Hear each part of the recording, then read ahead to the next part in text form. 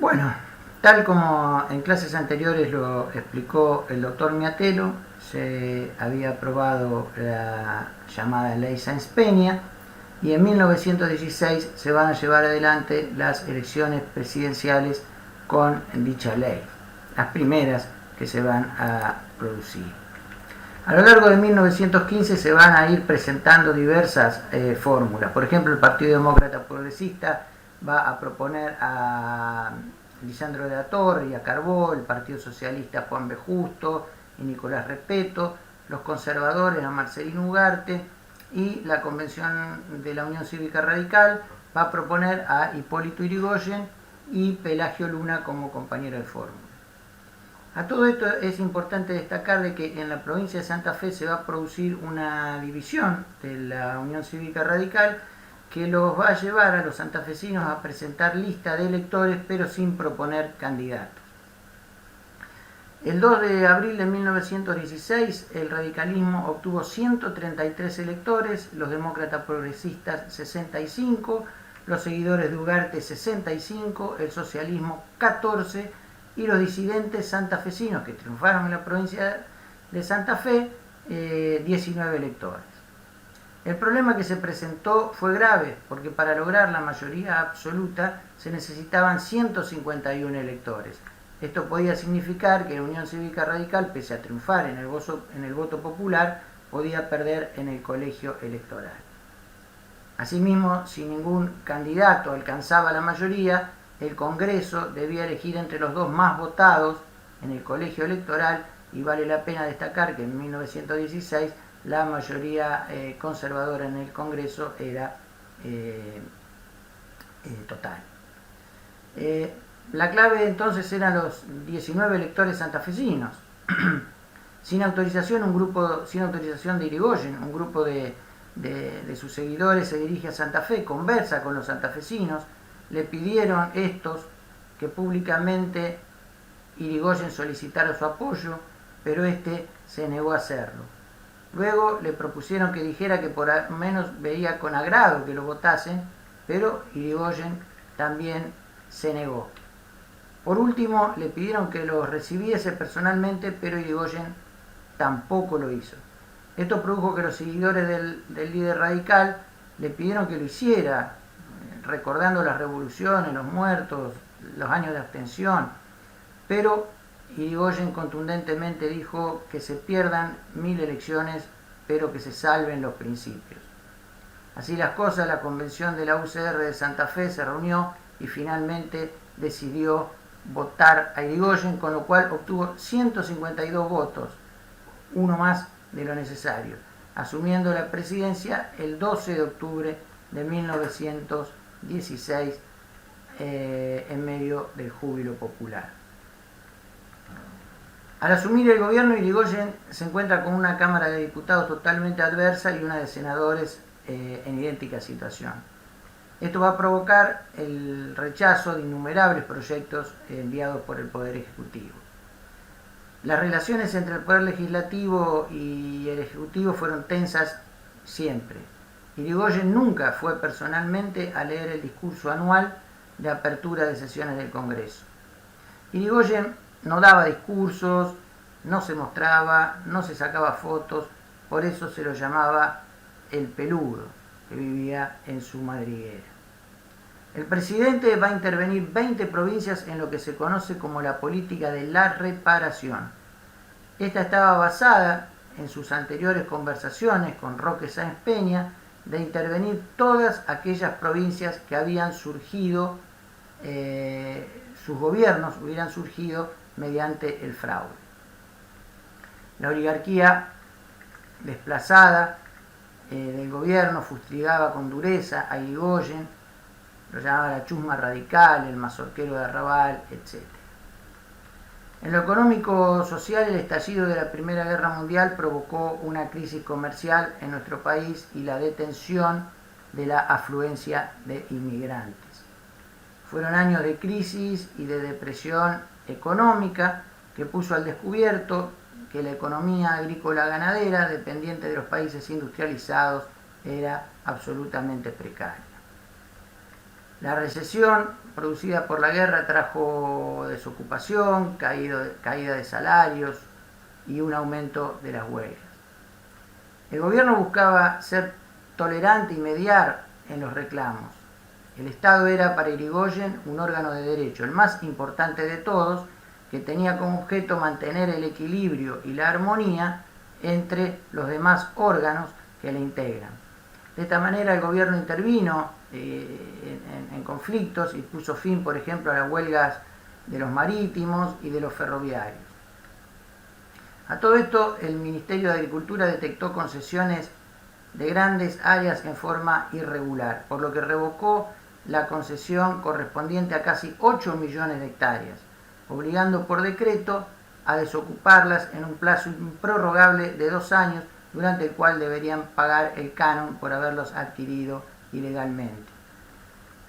También se va a producir un desabastecimiento por especuladores provocado por el intento de aumento de precios, fundamentalmente en el azúcar, lo que llevó al gobierno a la expropiación de 200.000 toneladas de azúcar a los acaparadores. En 1917 se va a sancionar la ley de régimen de amparo y a la familia, estableciendo la inembargabilidad de los bienes y herramienta de trabajo indispensable para la subsistencia familiar.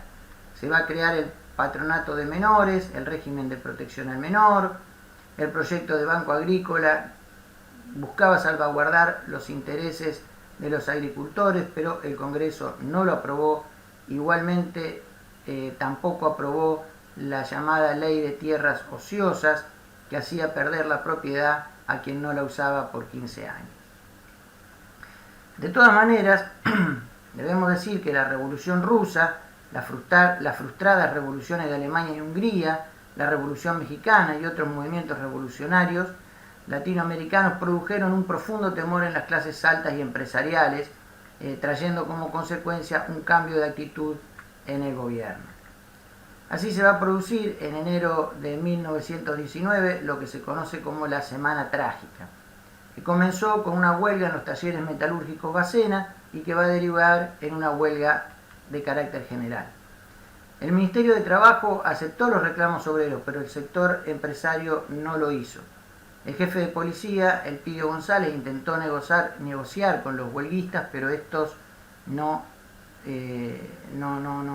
cedieron en sus posiciones, fundamentalmente aquellos que respondían a la ideología anarquista.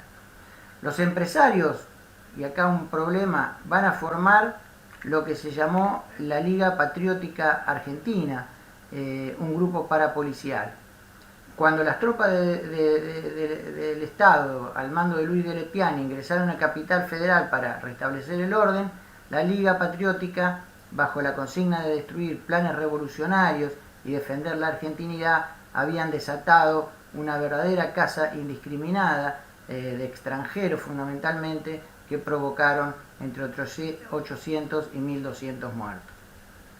Irigoyen intervino personalmente y Bacena aceptó los reclamos de los trabajadores, poniendo en libertad a los detenidos. Más graves aún fueron los sucesos de Santa Cruz, en donde los peones de estancia solicitaron a sus patrones cuestiones muy menores, como habitaciones limpias, pago de la luz, una tarde libre para el lavado de ropa, 3 platos de comida, catre, colchón, prohibición de trabajo al aire libre los días de lluvia, etc. Estas reivindicaciones, que suenan absolutamente lógicas, fueron rechazadas por la sociedad rural y la respuesta fue una huelga general. Irigoyen envió al coronel Varela para mediar el conflicto y la sociedad rural aceptó entonces los reclamos obreros y Varela se retiró.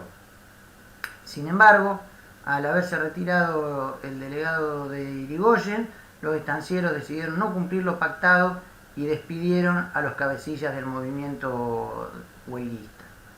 Allí va a estallar la violencia, la policía va a encarcelar a los obreros, se declaró una nueva huelga y los obreros toman estancias y también toman de rehenes a los estancieros. El gobierno envía nuevamente a Varela, quien, ahora asusado por los terratenientes, inició una cacería siniestra que finalizó con más de 1.500 muertos. El gobierno guardó silencio frente a los hechos, pero a contrapelo de todo esto se dictaban normas favorables a los obreros. Por ejemplo, si bien el Código del Trabajo no fue aprobado, sí se aprobaron la ley de trabajo a domicilio, la ley que prohibía el trabajo nocturno en panaderías, la ley que eliminó el pago de salario con vales, se estableció la jornada de 8 horas diarias o de 48 horas semanales, se crearon cajas de jubilación para obreros y empleados de servicios públicos. Asimismo, también cabe destacarse que se crearon yacimientos petrolíferos fiscales, YPF. Luego, el presidente Marcelo de Alvear va a nombrar director al general Mosconi, que decía que la propiedad del subsuelo es un derecho inalienable del país. Irigoyen, que ya se había anticipado a esto, envió un proyecto, 2 veces lo hizo, sobre el régimen legal del petróleo que nacionalizaba los yacimientos, pero el Congreso no le dio curso. Ante esta actitud negativa del Congreso, va a crear por decreto la Dirección Nacional de YPF, dependiendo del Ministerio de Agricultura. En educación, vamos a hablar primero de lo que fue la reforma universitaria. La ley que regía estas instituciones era la de Avellaneda. Había 3 universidades nacionales, la de Córdoba, la de Buenos Aires y la de La Plata. El conflicto va a estallar en Córdoba, que era la universidad más conservadora, cuando los estudiantes de ingeniería elevaron una protesta por el reglamento de asistencia a clases y los de medicina solicitaban la supresión del internado en el Hospital de Clínicas. El Consejo Superior, en marzo de 1918, rechazó los reclamos, por lo cual comenzó una huelga estudiantil. La universidad va a ser intervenida por Irigoyen, quien va a designar ministro del Interior a Nicolás Matienzo. La intervención decretó reformas, entre las que estaba la participación de todos los profesores para designar consejeros. El 15 de junio se va a reunir la Asamblea Universitaria para elegir nuevo rector. La Federación Universitaria de Córdoba alentaba la candidatura de Enrique Martínez Paz, en tanto los docentes más conservadores la de Antonio Nores. Nores va a ganar la elección, lo que provocó que los estudiantes ingresaran al recinto para tratar de impedir la asunción. Finalmente, de todos modos, Nores va a asumir el cargo de rector. Ante esto y huelgas estudiantiles que vuelvan a estallar, el gobierno en agosto vuelve a intervenir la universidad, esta vez poniendo al frente al ministro de Educación, José Salinas. El 21 se publicaba el manifiesto liminar de la reforma, redactado fundamentalmente por el estudiante de Derecho Deodoro Roca. El manifiesto sostenía, entre otras cosas, que la universidad había sido el refugio secular de los mediocres, la renta de los ignorantes, la hospitalización segura de los inválidos y el lugar en donde todas las formas de tiranizar e insensibilizar encontraron la cátedra que las dictara. Los dolores que nos quedan son las libertades que nos faltan, decían los reformistas. Irigoyen va a recibir a los estudiantes de la Federación Universitaria de Córdoba y les dio su aval, convalidando institucionalmente, mediante decretos, los planteos reformistas. Estos eran fundamentalmente participación de los estudiantes en el gobierno de la universidad junto a profesores y graduados, provisión de cátedras por concurso y periodicidad de las mismas, docencia libre a través de cátedras paralelas para garantizar todas las corrientes de pensamiento, autonomía universitaria que garantizaba la no intromisión del poder político nacional en las casas de altos estudios. Las universidades iban a dar sus propios estatutos, elegirían sus autoridades, redactarían sus planes de estudio, etc. El movimiento reformista se va a proyectar sobre lo social a través de la extensión universitaria. Ese mismo año, la reforma va a alcanzar a la Universidad de Buenos Aires y en 1919 a la Universidad de La Plata. Se va a crear la Universidad del Litoral cuyos estatutos van a ser tratados acorde a los de la reforma, y también va a ser nacionalizada la Universidad de Tucumán. La proyección de la reforma, debemos decir, se va a extender como un reguero de pólvora por todo el continente latinoamericano. Finalmente, en educación, en la ciudad de Buenos Aires se fundaron 37 escuelas secundarias, 12 institutos de artes y oficios, 3.126 escuelas primarias en todo el país. Durante el gobierno de Irigoyen, la población escolar aumentó en más de 400.000 alumnos. Se redujo el analfabetismo del 20% al 4%. Se va a introducir el bachillerato nocturno para la clase trabajadora y se va a implementar el uso del guardapolvo blanco para igualar socialmente al alumnado. Bueno, en cuanto a política internacional, la Primera Guerra Mundial, como dijimos, repercutió de inmediato en nuestro país, paralizándose el comercio exterior de granos y de carnes. Bueno, esto produjo conflictos de todo tipo en la economía nacional, faltaban máquinas, herramientas de uso industrial, etc., lo que va a llevar a intensificar las relaciones con los Estados Unidos. Al estallar la guerra, acababa de morir el presidente Roque Sáenz Peña, por lo cual iba a asumir la primera magistratura su vicepresidente Victorino de la Plaza. Este decidió mantener neutral al país en el conflicto, pero no lo va a poner a salvo de hechos violentos. Durante su gestión, Victorino de la Plaza va a declarar la neutralidad en 8 oportunidades.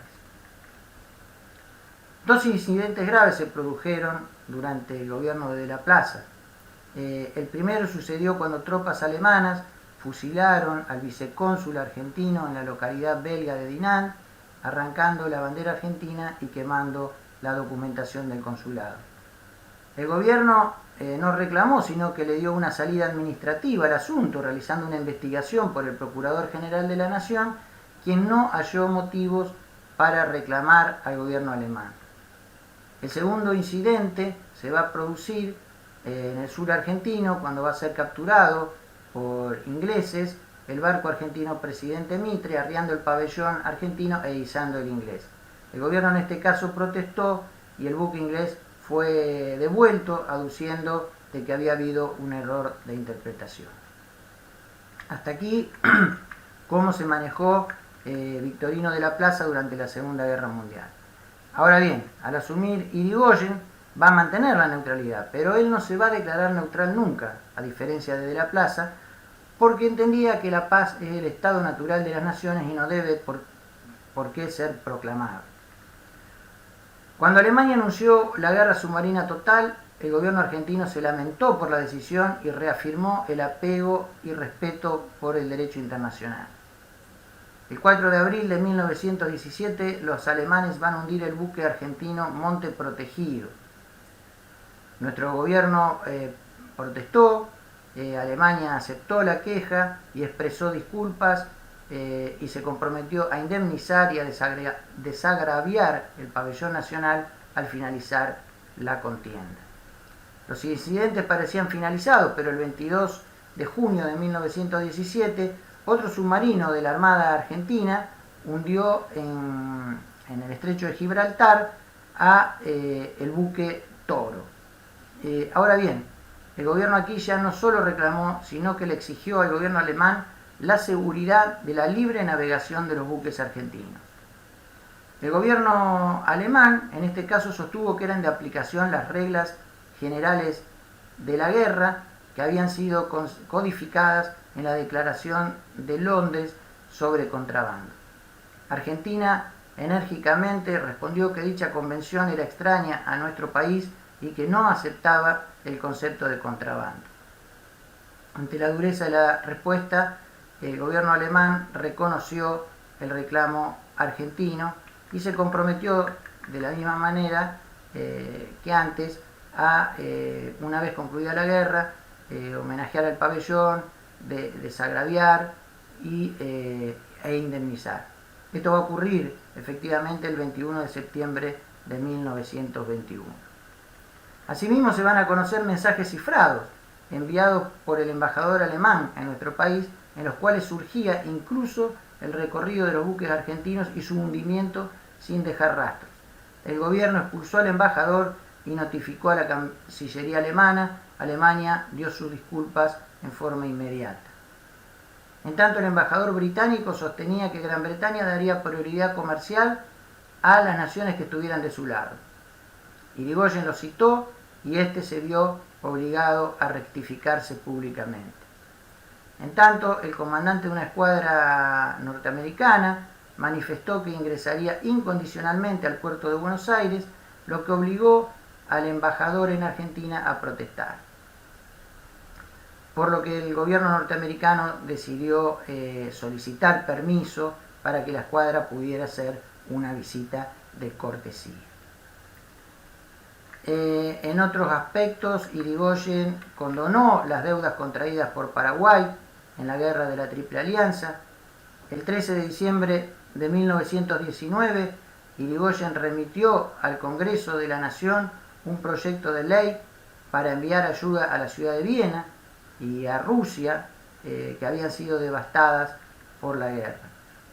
Asimismo, ante la muerte del poeta mexicano Amado Nervo en Uruguay, donde se desempeñaba como embajador, el gobierno argentino escoltó con un buque militar los restos del mismo. Al pasar por Santo Domingo, que estaba ocupado por Estados Unidos, el capitán del buque le preguntó telegráficamente a Irigoyen qué pabellón debía saludar y la respuesta fue inmediata: al dominicano, con salva de 21 cañonazos. Terminada la contienda, se debía reunir la llamada Asamblea de la Sociedad de las Naciones en Ginebra. Era el proyecto de formar una federación universal de países para evitar las guerras. Esto entusiasmó en un principio a Irigoyen y envió una delegación argentina encabezada por Honorio Pueyrredón, Marcelo T. de Alvear y Fernando Pérez. El gobierno argentino, por medio de su representación, dio instrucciones de plantear como cuestión previa el pronunciamiento de la Asamblea sobre las siguientes posiciones. Primero, solo cuando se encontrase la Liga de las Naciones integrada por todas las naciones independientes podría regir los destinos del mundo, sin desmedro de la soberanía de los estados, que obviamente mantenían su independencia. Y en segundo punto, igualdad de derechos para todas las naciones, ya sean fuertes, débiles, vencedoras, vencidas, beligerantes, neutrales, etc. 2 días después de abiertas las sesiones, Pueyrredón planteó la fundamentación de la neutralidad, pero no lo que se aspiraba de la Sociedad de las Naciones, pero no lo hizo como condición resolutoria a la permanencia de la delegación, que era la orden de Irigoyen. Esto va a motivar un telegrama del presidente que decía que si las proposiciones argentinas eran postergadas o rechazadas, la delegación se retiraría de inmediato de la Asamblea, dando por terminada su misión. Pocos días después, Pueyrredón planteó el problema como condición resolutoria y ante la falta de respuesta de la Asamblea, la delegación se retiró. Finalmente podemos decir que pasado el tiempo, en 1928, ya en la segunda presidencia de Irigoyen, el presidente de Estados Unidos, Herbert Hoover, mantuvo una comunicación telefónica con Irigoyen para inaugurar las comunicaciones entre ambos países. Usualmente estas conversaciones se utilizan de modo protocolar. Sin embargo, allí Irigoyen dejaría sentada su posición nuevamente en una de sus frases recordadas. Allí sostuvo: reafirmando mis evangélicos credos de que los hombres deben ser sagrados para los hombres y los pueblos para los pueblos.